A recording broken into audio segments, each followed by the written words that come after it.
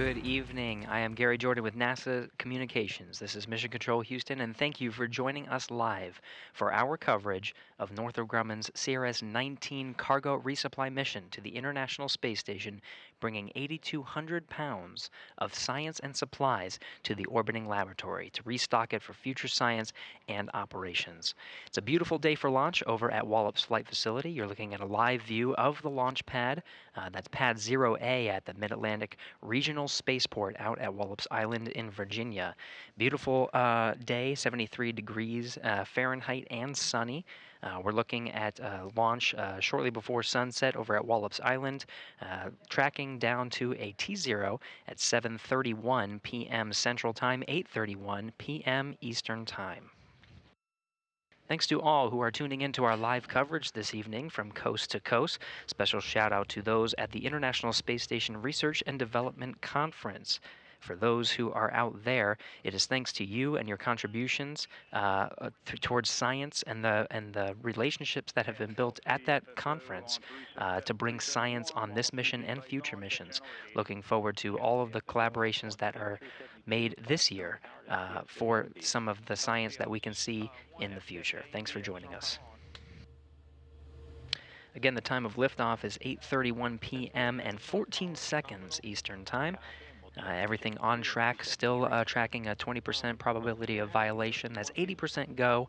Weather looks good, and the range looks good for a launch this evening. That 8:31 p.m. Eastern Time is the opening of a 5-minute launch window. We're launching this in August 2023, approaching the 10th anniversary of Cygnus 1, or Cygnus Orb D1, the demonstration flight of Cygnus, and the first time that Cygnus berthed with the International Space Station. That spacecraft was named after NASA astronaut G. David Low. George David Low. This spacecraft, CRS-19, is named the SS Laurel Clark.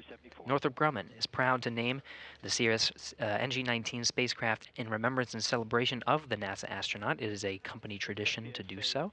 Dr. Clark was an accomplished undersea medical officer and naval flight surgeon prior to her NASA career. During her first and only spaceflight, CST-107, Dr. Clark and the rest of the crew aboard the Space Shuttle Columbia tragically lost their lives on February 1st, 2003, when the shuttle did not survive re-entry into Earth's atmosphere. Dr. Laurel Clark is remembered by the teams that are supporting this mission from coast to coast. There are 3 operations centers that are watching over the mission today here in Mission Control Houston. The International Space Station Flight Control Room, the destination of the Cygnus, once it separates from the Antares vehicle off of Pad 0A and makes its journey into orbit. We're watching and following along every step of the way. And of course, at the bottom of the screen there, you can see the 2 control centers that are looking after the vehicle you see on the pad at the Wallops Range Control Center. They're watching over the launch of Antares from Pad 0A over at the Mid-Atlantic Regional Spaceport. And then, of course, Northrop Grumman's Mission Operations Center in Dulles, Virginia, once Antares delivers Cygnus and the 8,200 pounds of cargo, including science and supplies, into orbit. It's a 9-minute ascent that Antares will take Cygnus into orbit.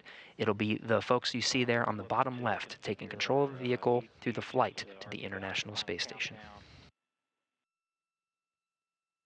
And then enabling our ME1, ME2, TVC, and EHA buses. All agencies currently reporting green.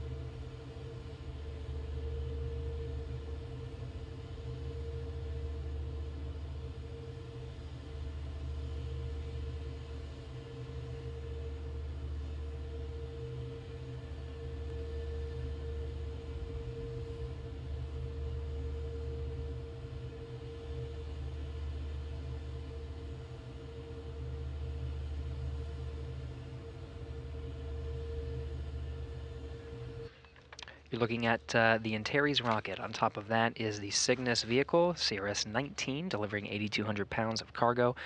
Fueling is wrapping up here. By the time we get to T0, it will be completely filled. You can see the LOX venting happening on the side of the vehicle right now. That's the oxidizer. Antares uses RP1 kerosene propellant and the liquid oxygen oxidizer on the first stage. The second stage is a solid rocket motor. So that venting is part of the fueling process, and we'll continue to see that venting, the billowing of the cloudy smoke there on the side of the vehicle throughout the duration of the countdown to T0. Again, we're going down to 8:31 p.m. We're watching all of this from the International Space Station Flight Control Room. You can see it on the center of our screen. We're following along every step of the way, and we will continue to do so throughout the flight of Antares and the flight of Cygnus to the International Space Station. For launch, the teams here in the International Space Station Flight Control Room are led by Flight Director Marcos Flores. During the Orbit 3 shift, Marcos has the responsibility of the International Space Station and overseeing all the operations on board while the crew is in a sleep period. No Capcom today. If the crew needs anything during their sleep period, it'll be Marcos answering the call. The visiting vehicle officer is Ray Bijanes. It is his job here in Mission Control Houston to communicate with the teams that you saw earlier in Dulles, Virginia, the Northrop Grumman teams, and be working with them every step of the way to make sure Cygnus is making its incremental steps to rendezvous with the International Space Station for an on-time launch today. We're looking at a Friday morning rendezvous and berthing to the International Space Station. Ray will be watching the operations here for this leg of the trip. LC Prop 2 in work. Now, currently in a sleep period, though they may be waking up. It's midnight GMT aboard the International Space Station, but they could be tuning into this coverage. It is their sleep period, though, so they may be getting some well-deserved rest for the operations to capture and berth the Cygnus to the space station on Friday. From left to right, we have Frank Rubio, NASA astronaut, Dmitry Petelin of Roscosmos, Sultan Al-Nayati of the United Arab Emirates.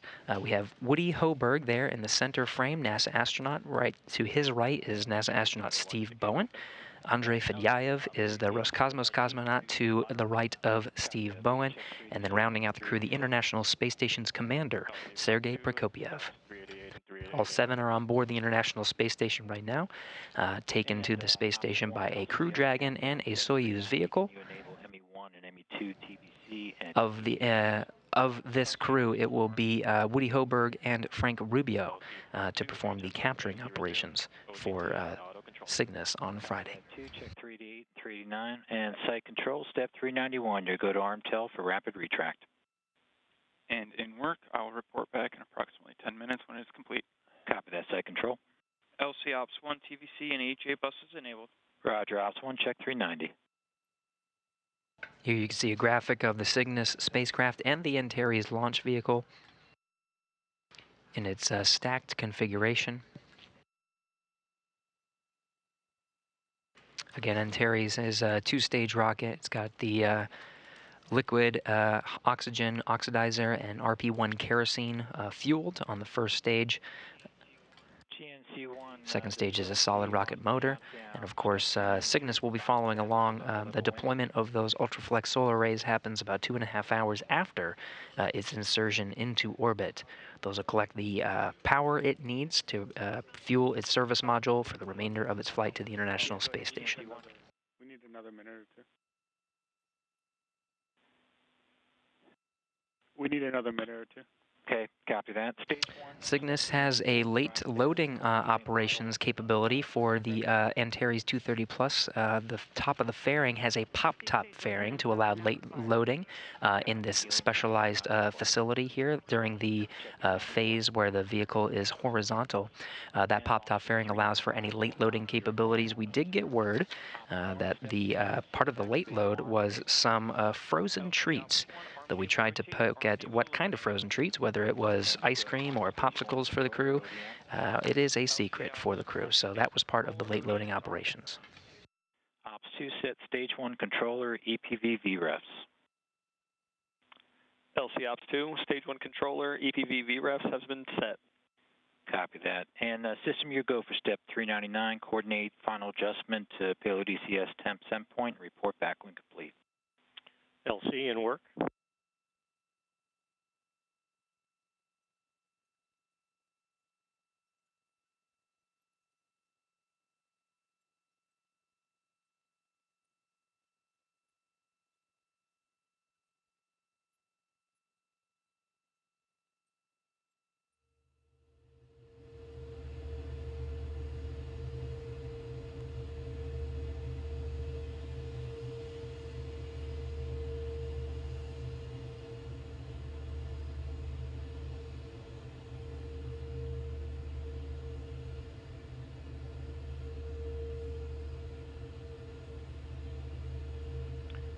LC system, countdown 1.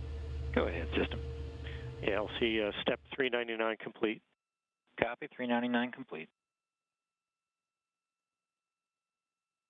Launch team, we've just passed L-minus 20 minutes and counting.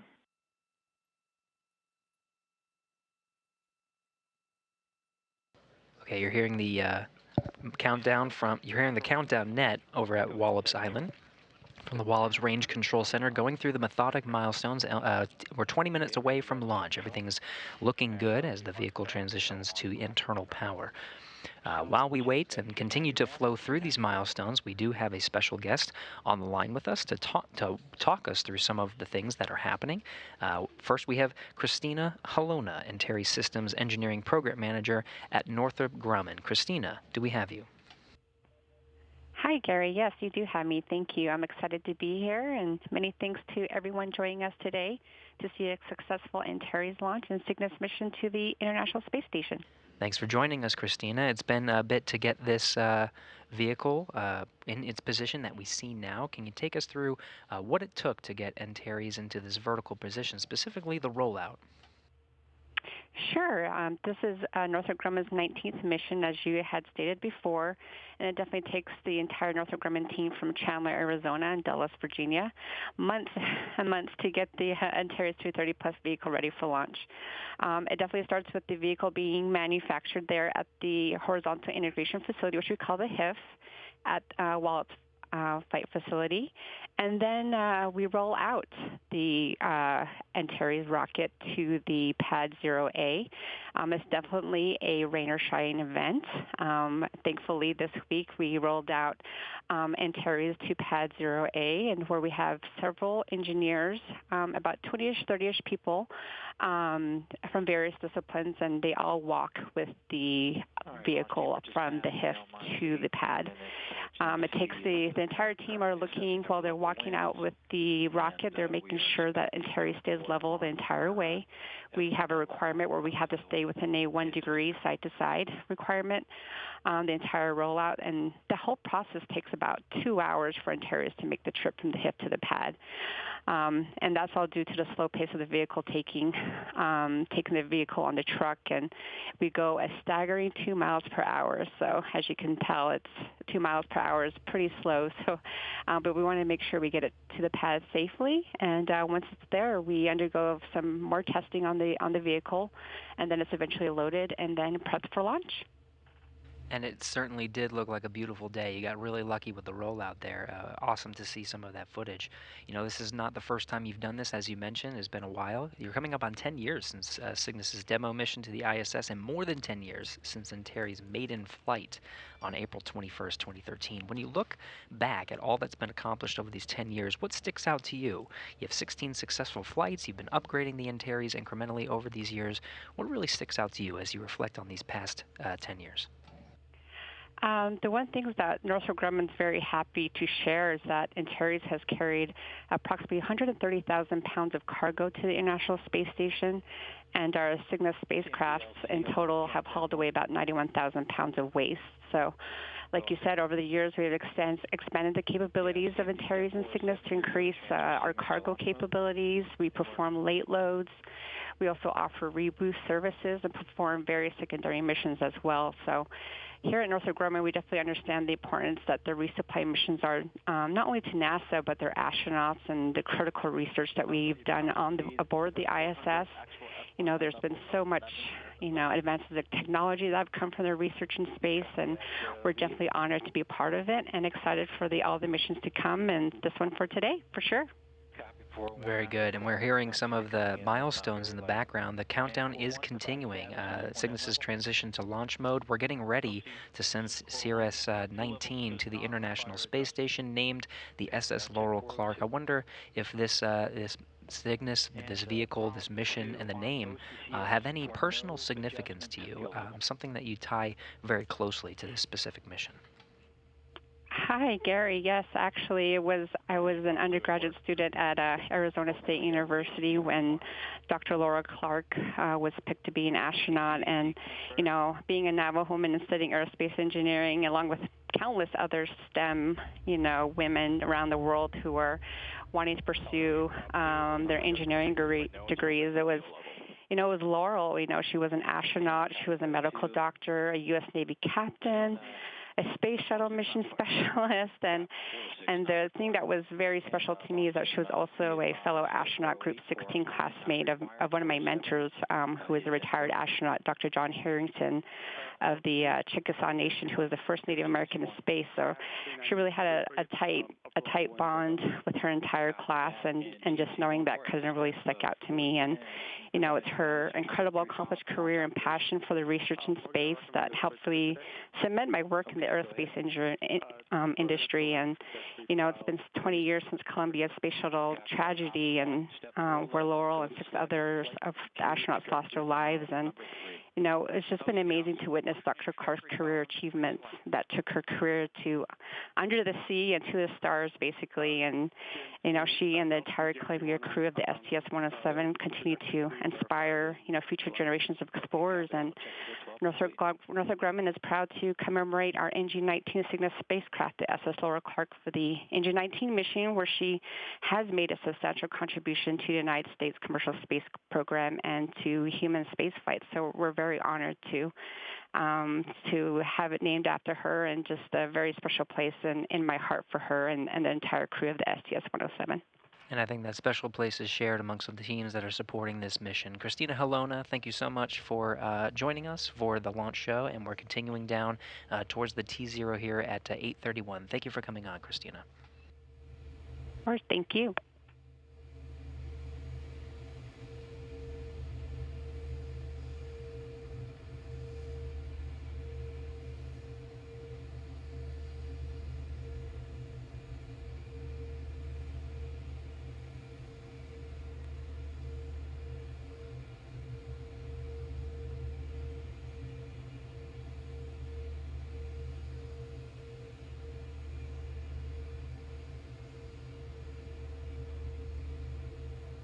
And as mentioned, as we were talking with Christina, the milestones for counting this mission down to T0 have been moving along. Okay, Launch Team LC, we're coming up on our poll to proceed with final countdown. This is step 414. GSO? GSO is go. RSO? RSO's go. TD? TD's go. Prop lead? Prop lead's go. Stage 1. Stage 1 is go. MES-1? MES-1 is go. GCE? GCE is go. ACE? ACE is go. Mars? Mars is go. CMD? CMD go. LD? LD is go. NG? Northrop Grumman is proud to honor accomplished NASA astronaut, medical doctor, U.S. Navy captain, and Space Shuttle mission specialist Dr. Laurel Clark. Laurel was a passionate contributor to the space program, improving our understanding of spaceflight effects on the human body. Her crew's successful completion of 80 experiments on the STS-107 mission advanced the bioscience knowledge of plant growth in space. A proud and dedicated wife and mother, Laurel spent most of her free time during the mission conversing with her family. But when she did get time to look out, she described it as glorious. It is therefore an honor to return her legacy to space to once again enjoy the view as the SS Laurel Clark and Northrop Grumman are go for launch. Copy that. We are go to proceed with final countdown. Check step 414. Godspeed, Patrick James.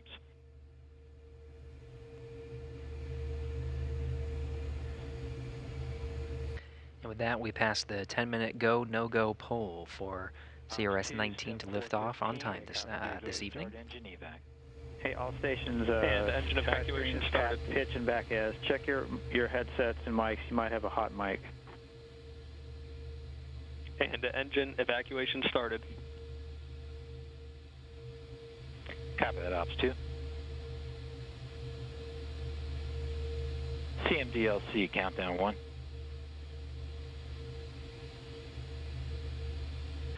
So in the final 10 minutes of this countdown, we'll be following along through the milestones to get Antares prepared for launch. Some of the ones coming up to listen out for, in particular, at T-minus 5, Antares switches to internal power. Cygnus at this time is switched to its launch mode. T-minus 3 minutes 30 seconds as an auto-sequence handoff, the terminal count. Computers, but at this point, will take over for the final steps through launch. And at T-minus 40 seconds, the tanks are pressurized for engine ignition. At T0, we're tracking down to 8:31 and 14 seconds p.m. Eastern Time.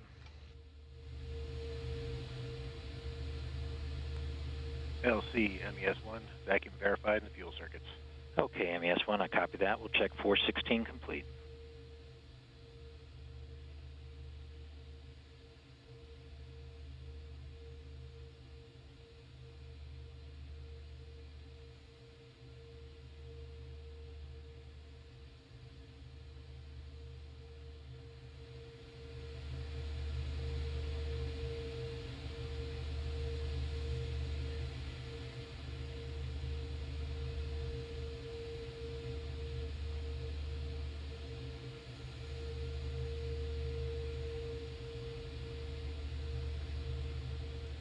Live shots of the liquid rocket engines that will mix RP-1 kerosene and liquid oxygen. To go to enable ACS VDMs. LC Ops 1, ACS VDMs, internal power on. LC Elect 1, ACS VDMs enabled, voltage nominal, ODM commands are clear. Copy, Elect 1. We can check step 417 and 418.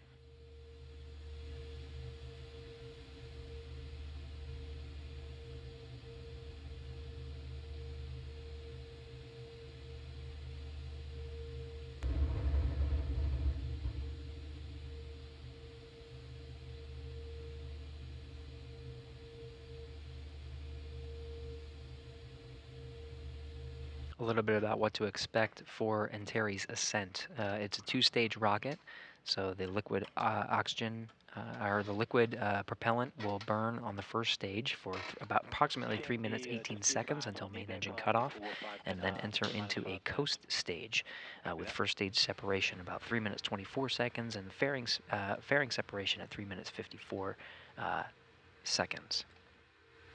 There's an interstage separation and then stage 2 ignition after 4 minutes. And this stage 2 is a solid rocket motor that burns for 2 minutes and 44 seconds.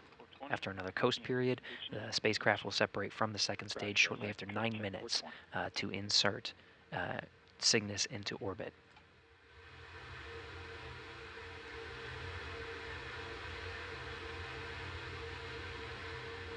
Admin copy.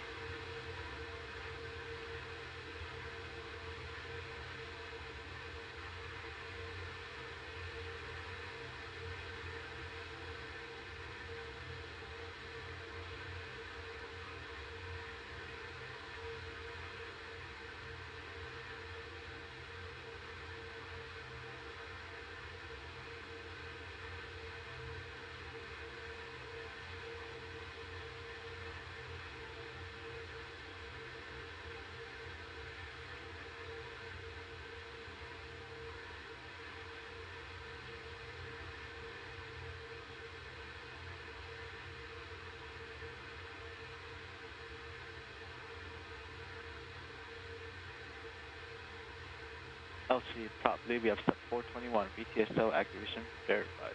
Copy that. Check 421. Ops 2, initialize ground ordnance power supplies. Ground ordnance power supplies initialized. LC Elect 1, ground ordnance power supplies are nominal. Copy that. Elect 1, check 422 and 423.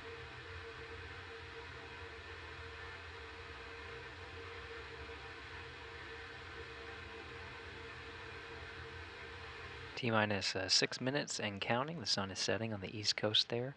Antares and Cygnus illuminated by the floodlights on the launch pad. That's pad 0A at the Mid-Atlantic Regional Spaceport. Initiated. Time 00:25:03. Copy that. Check 425 complete.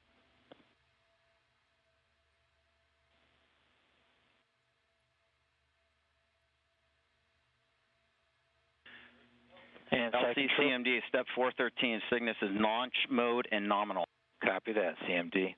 Site control, can I get a call on 424? You can, LC. I can confirm F8 UCS transfer to GN2. Copy that. Check 424 complete. 5 minutes, 15 seconds. Cygnus, inside the fairing that you see at the top of the rocket there behind the American flag, is configured for launch.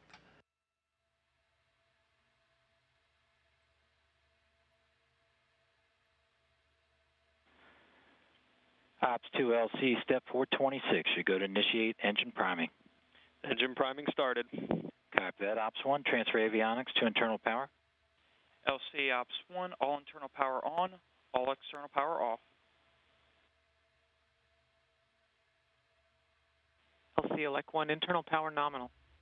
Ops 1, open FTS UMBI loop. FPS UMBI loop open and green.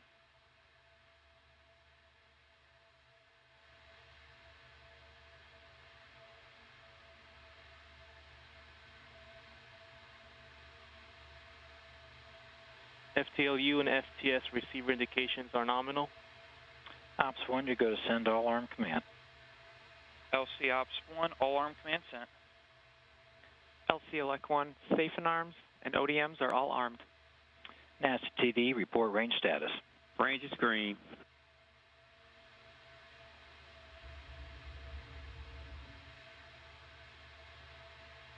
LC MES1, priming verified.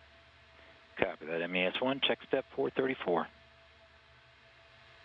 Inside 4 minutes from launch, the team's reporting that the range is green. Antares makes a southeastern track down the eastern seaboard and across the Atlantic.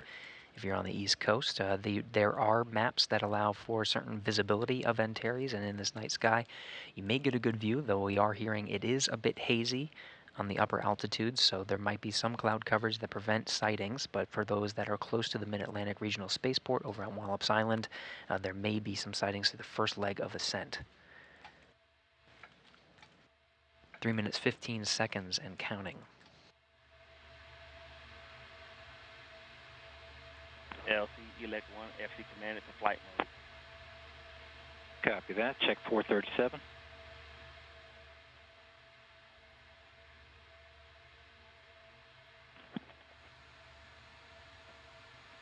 Elect 1 to LC, auto sequence startup. Copy, elect 1. Be advised you're coming in faint. ODM bus voltages and currents are nominal. Copy that. Check 438 and 439. And GNC1, verify ready for nav mode.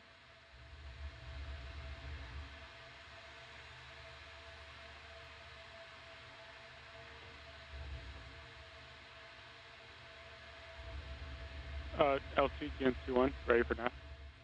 Copy that. Ops 2, switch to nav. LC Ops 2 switched to nav. Check 441.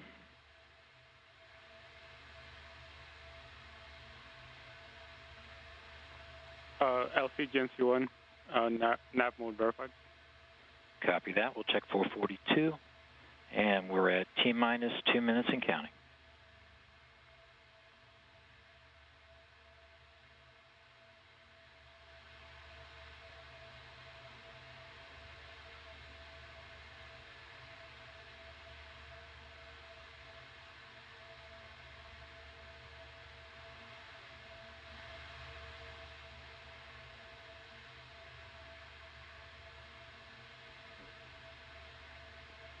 T-minus 1 minute, 30 seconds.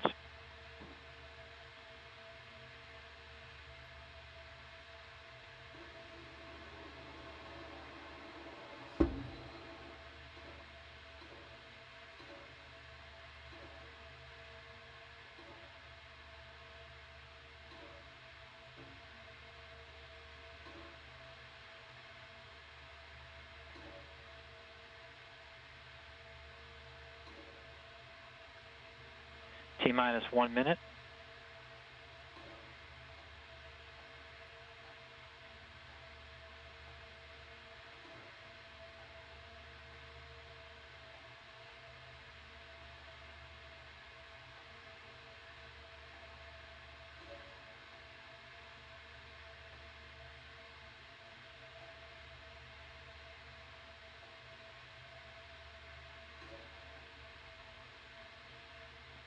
T-minus 30 seconds.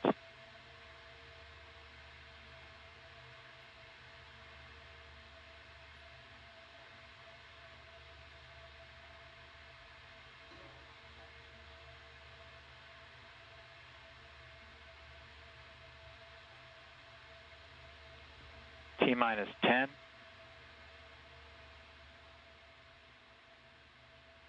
5, 4, 3, 2, 1. We have liftoff of the Antares NG-19 launch vehicle from the Wallace Flight Facility.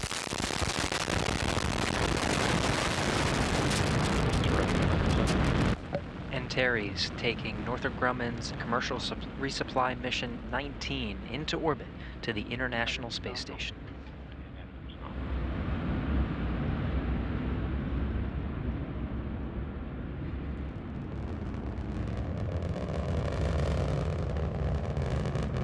Power remains nominal. Vehicle attitude is nominal.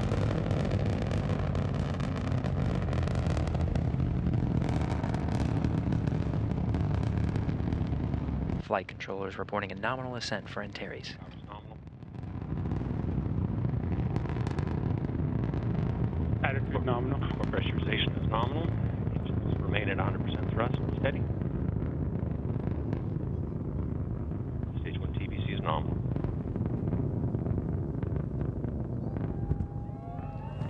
Attitude nominal.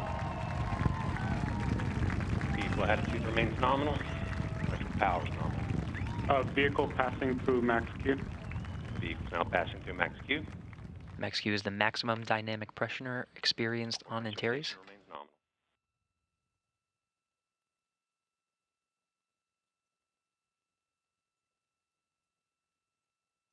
Core pressurization valves are nominal. Engines remain nominal and steady. LCA, your go. Godspeed, Antares. And thank you, LCA. Halfway through the burn, 100 seconds to MECO, passing through 30,000 feet. Attitude nominal. Attitude remains nominal.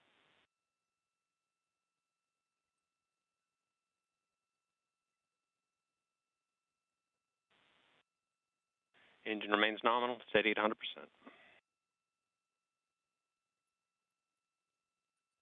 Passing through 5,000 feet per second. Core pressurization remains nominal. Electrical power is nominal.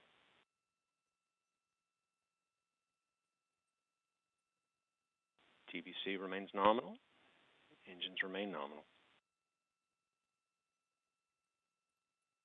Electrical power is nominal.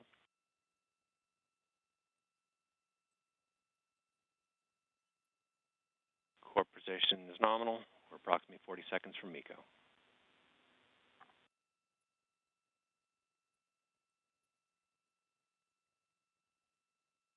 Slow throttle down has begun. Attitude nominal. TBC preset down slow has started. Attitude remains nominal. 3 minutes into the flight of Antares, we got about 15 seconds until main engine cutoff. Rapid throttle down, steady at 55% thrust.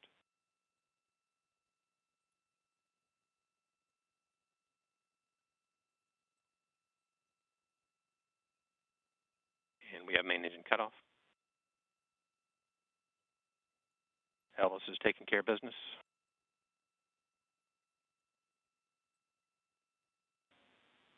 We have stage separation. Switching to animation with confirmed stage separation as we lose Antares into the clouds on this hazy evening. Enabled. ACS is enabled. Stage 2 ignition time expected at mission time 2:46. Stage 1 ignition expected in approximately stage 2 ignition expected in approximately 10 seconds. Fairing is separated. Antares currently in a coast phase. Stage 2 ignition and TBC battery is nominal. Second stage solid rocket motor has ignited. Power remains nominal. This stage will burn for 2 minutes and 44 seconds. The Castor 30XL will burn for approximately 2.5 minutes.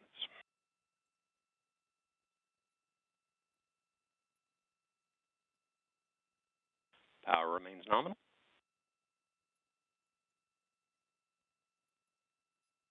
Stage 2 TBC is nominal. Flight controllers reporting good performance on the second stage. Power remains nominal.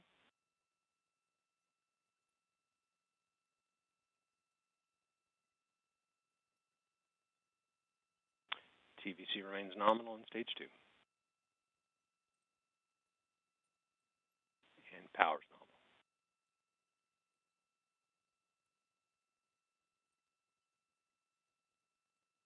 We are approximately 100 seconds from stage 2 burnout. Attitude still nominal. Attitude remains nominal. TVC is performing nominally.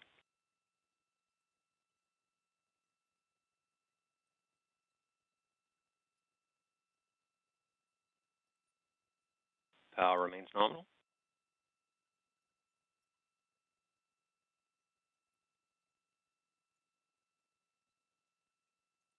Stage 2 TVC remains nominal. Power is nominal.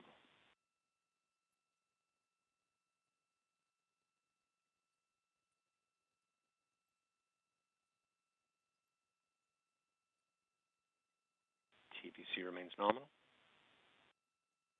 50 seconds to stage 2 burnout.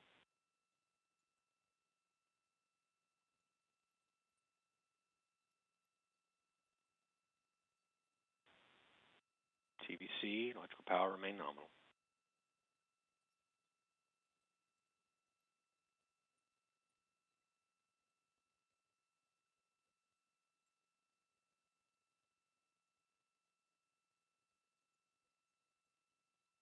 TVC and power remain nominal. We're beginning to see tail off in motor pressure, and we have stage 2 burnout.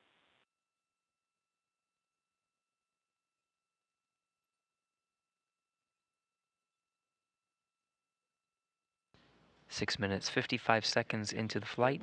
The second stage solid rocket motor has burned out. ACS enabled. ACS enabled. We're now entering about approximately a 2-minute coast phase. Antares is in orbit and will coast for roughly 100 seconds prior to payload separation.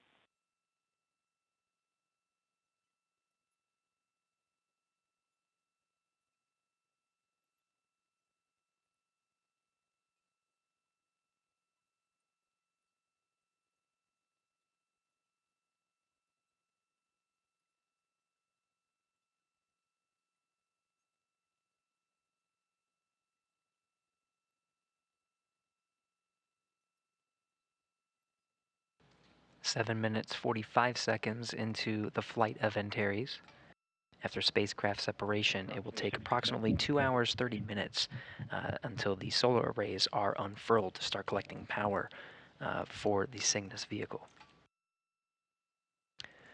Shortly after spacecraft separation, we'll have a representative from the International Space Station program online to provide some comments on the flight of Antares and some comments on Cygnus's journey to the International Space Station. We'll plan to wrap our coverage shortly after orbital insertion, but please stay tuned for updates online on the solar array unfurl.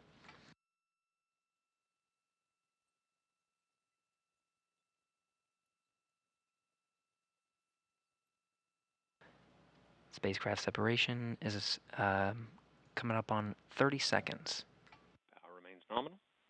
Vehicle continues to coast prior to payload separation.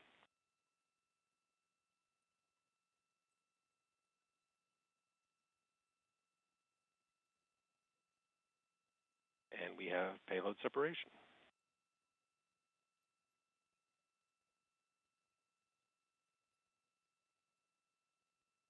And the flight control teams confirm the visuals you're seeing here on the animation. Cygnus has separated from the Antares second stage, flying free and beginning its journey to the International Space Station.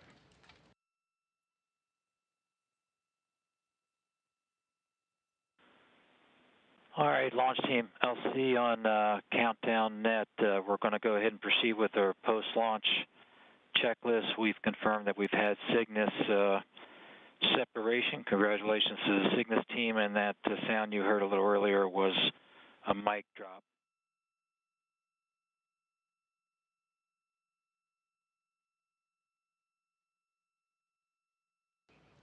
You're getting a live view of the Wallops Range Control Center. This is the team that was overseeing the launch of Antares from Pad 0A over at the Mid-Atlantic Regional Spaceport. You can actually see in the back row there, International Space Station Program Manager Joel Montalbano, the pink shirt with the red tie, congratulating the teams and overseeing a successful launch of 8,200 pounds of cargo to the International Space Station. Meanwhile, in Dulles, Virginia, the journey has just started for the Flight Control team over in the Mission Operations Center there.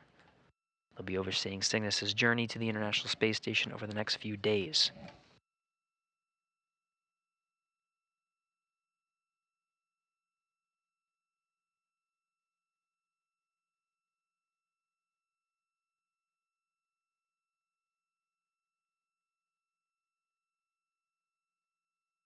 Of course, the operations today were executed by the team you see on the screen here, International Space Station Flight Control Room. We've been monitoring every step of the countdown and Antares flight and delivery of Cygnus into orbit. Successful delivery from Wallops. Thanks to the Wallops Range Control Center team there, all shaking hands and congratulating each other. And of course, Northrop Grumman Mission Operations Center. They'll be overseeing Cygnus's flight, as well as us here in the International Space Station Flight Control Room to ensure a safe journey over the next couple of days until Friday morning when Cygnus arrives at the International Space Station and is captured by the station's robotic arm.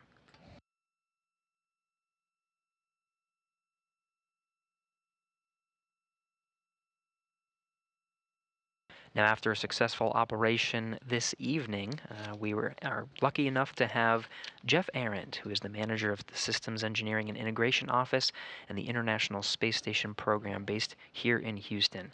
Jeff, how do you hear us? Loud and clear. Gary, how do you hear me? Hey, loud and clear. Thank you for joining us, Jeff, and providing some remarks. We just saw Antares deliver 8,200 pounds of cargo, including science and supplies, to the into orbit, and it's on its way to the International Space Station.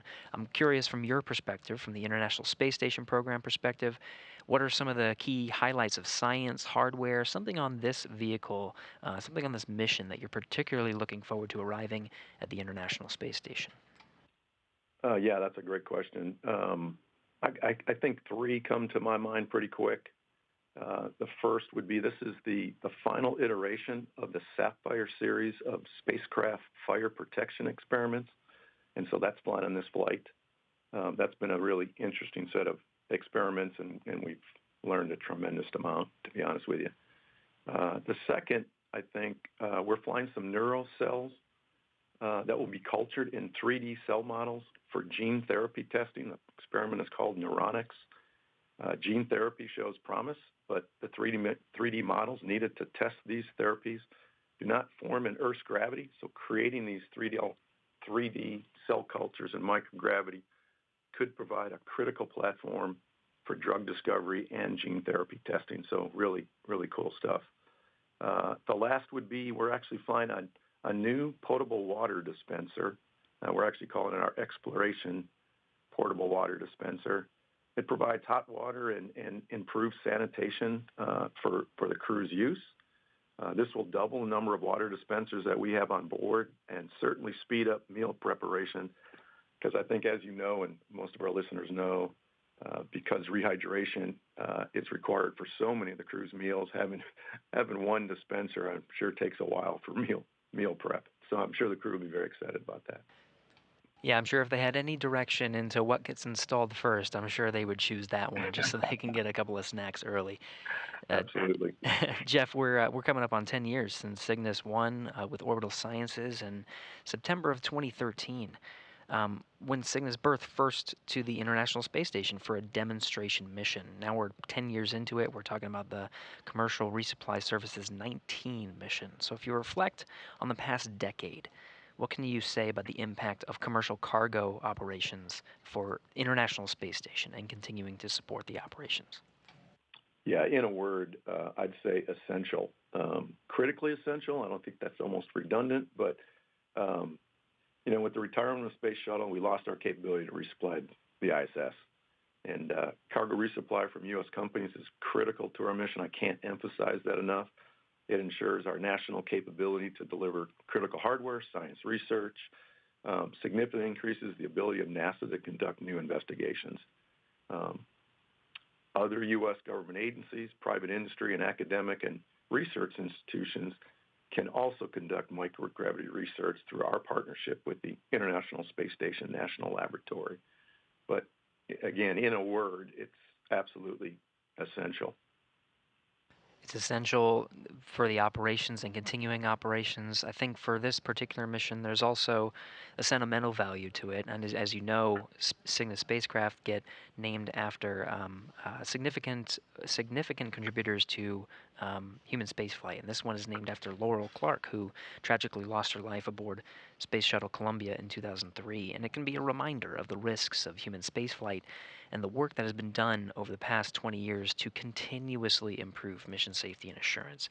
So after today's successful launch and you reflect on the risks of human spaceflight, what can you say about maintaining a level of vigilance and NASA's role in working with private companies to ensure lessons in safety are shared and implemented? Yeah, that's a really good question. And, you know, my hat's off to Laurel and her entire crew. And you know, we'll never forget those guys. You know, focusing on the fact that safety is a top priority at NASA and the lessons learned are deeply embedded in our culture.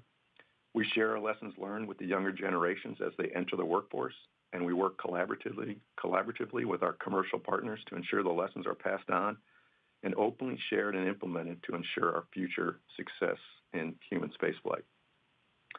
The other thing I'd add is, following the Columbia accident, NASA formalized an additional level of diligence by defining institutional technical authorities for safety, engineering, and crew health.